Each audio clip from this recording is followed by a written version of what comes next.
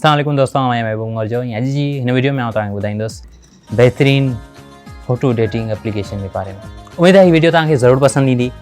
हिन वीडियो खे पूरो ज़रूरु ॾिसिजो। उनखां पहिरीं जेकॾहिं तव्हां मुंहिंजे चैनल ते नवां आहियो त सब्सक्राइब करे घंटी जे निशान ते ज़रूरु क्लिक करे छॾियो जीअं ईंदड़ हर नई वीडियो जी नोटिफिकेशन तव्हांखे मिली सघे।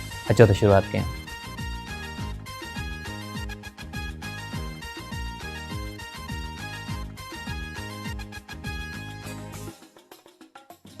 दोस्तों, सब खां पहिरीं जेका एप्लीकेशन आहे वो तव्हां सभिनी इस्तेमालु कई हूंदी, जेका गूगल जी पंहिंजी एप्लीकेशन आहे स्नैपचैट जे नाले सां।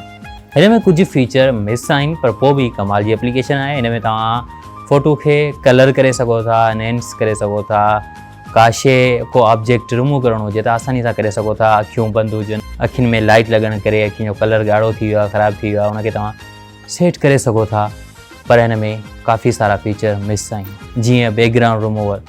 ठीकु आहे, हीउ हिकिड़ो कॉमन फीचर आहे जेको अॼु जी तक़रीबन एप्लीकेशन में मौजूदु आहे पर स्नैपचैट में नाहे।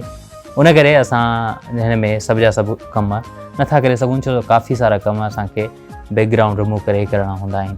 ऐं नंबर ॿी ॻाल्हि, हिन में ॿियो फीचर मिस आहे जेको आहे कस्टम फ़ॉन्ट जो, जंहिंसां असां हिन में सिंधी, उर्दू या कंहिं ॿी ॿोली जा फ़ॉन्ट नथा लॻाए सघूं। जेके गूगल जा फ़ॉन्ट आहिनि उहे ई असां इस्तेमालु करे सघूं था। बाक़ी ही गूगल जी एप्लीकेशन आहे, मुकमल फ्री आहे, कंहिं क़िस्म जेको एड इश्तिहार वग़ैरह ॾिसण में कोन थो अचे। उनखां पोइ जेका ॿी वॾी एप्लीकेशन आहे जेका अक्सर दोस्त इस्तेमालु कंदा आहिनि उहा आहे एडोब फोटोशॉप एक्सप्रेस। ऐं हिन में बि तव्हां तक़रीबन उहो सॼो कमु करे सघो था, पर हिन में कुझु लिमिटेड कम हूंदा आहिनि। कुझु फीचर उन्हनि जे लाइ रखिया विया आहिनि जेके हुननि जा पेड यूज़र आहिनि, ऐं कुझु फ्री वारनि खे सिर्फ़ु 2-3 फीचर मिलंदा जिन सां उहो फ़ोटो खे सिधो करे सघंदा, क्रॉप करे सघंदा। वधीक तव्हां सम्झी सघो था त टेक्स्ट वारा आहे को ख़ासि फीचर एडोब फोटोशॉप एक्सप्रेस में बि नाहे। ऐं उनखां पोइ कलर जे लाइ, कलर ग्रेडिंग जे लाइ तमामु बहितरीनु एप्लीकेशन जेका तक़रीबन सभु दोस्त इस्तेमालु कंदा हूंदा उहा आहे एडोब लाइट रूम। ऐं हीअ तमामु बहितरीनु एप्लीकेशन आहे, पर जेकॾहिं हिनखे तव्हां सम्झी वञो, हीअ सिर्फ़ु कलर जे लिहाज़ सां, हिन में को ॿियो एक्स्ट्रा फीचर कोन्हे जंहिंजे बारे में ॻाल्हाइजे। कलर ग्रेडिंग जे हवाले सां फ़ोटो खे कलर करण जे लाइ हीअ तमामु ज़बरदस्त एप्लीकेशन आहे। हिन में जेकॾहिं तव्हां कंहिं बि शइ जे फ़ोटो, नज़ारे जे फ़ोटो, माण्हू जे फ़ोटो खे कलर करणु चाहींदो त हीअ हिकिड़ो बहितरीनु मुफ़्त वारो मेकअप रूम आहे। हिनखे ज़रूरु इस्तेमालु कयो जेकॾहिं तव्हां इस्तेमालु नाहे कई। ऐं उनखां पोइ मुंहिंजी फेवरेट एप्लीकेशन, ऐं तव्हां मां काफ़ी सारनि दोस्तनि जी फेवरेट एप्लीकेशन जेका आहे पिक्सआर्ट। ऐं मूंखे नथो लॻे त हिन सां का बि ॿी एप्लीकेशन मुक़ाबिलो कंदी।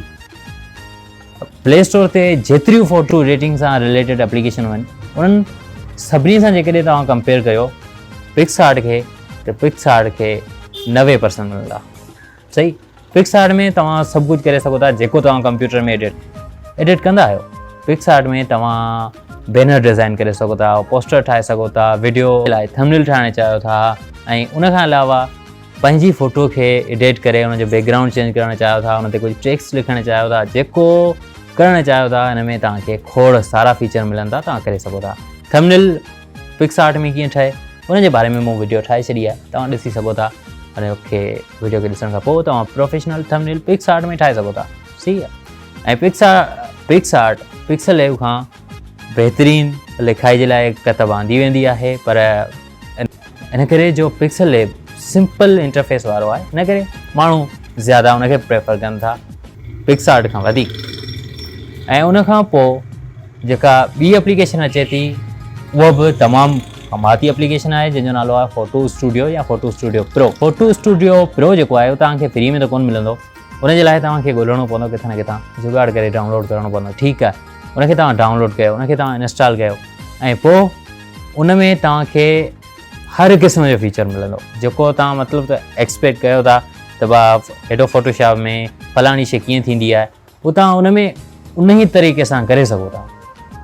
सही, पर उन में मतिलबु त उनजो इंटरफेस जेको आहे थोरो ॾुखियो आहे, उहो हर आम माण्हू जो कमु नाहे त उनखे इस्तेमालु करणु। ऐं फ़ोटो एडिटिंग सां रिलेटेड मूं 5 एप्लीकेशन ते मुश्तमिल हिकिड़ी वीडियो ठाही आहे, जंहिंमें मूं 5 बहितरीनु एप्लीकेशन जे बारे में ॿुधायो आहे। जेकॾहिं उहा वीडियो अञा ताईं तव्हां नाहे ॾिठी त हिते क्लिक करे ॾिसी सघो था, ऐं डिस्क्रिप्शन में बि लिंक आहे, उहा वीडियो ज़रूरु ॾिसिजो। हुन में 5 बहितरीनु फ़ोटो एडिटिंग एप्लीकेशन जे बारे में मूं ॿुधायो आहे।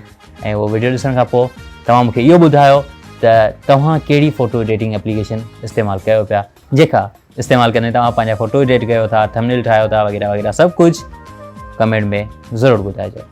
ऐं मिलंदो तव्हां सां अॻी वीडियो में, तेसीं ताईं ॾींदा इजाज़त। अल्लाह हाफ़िज़, गुड बाय।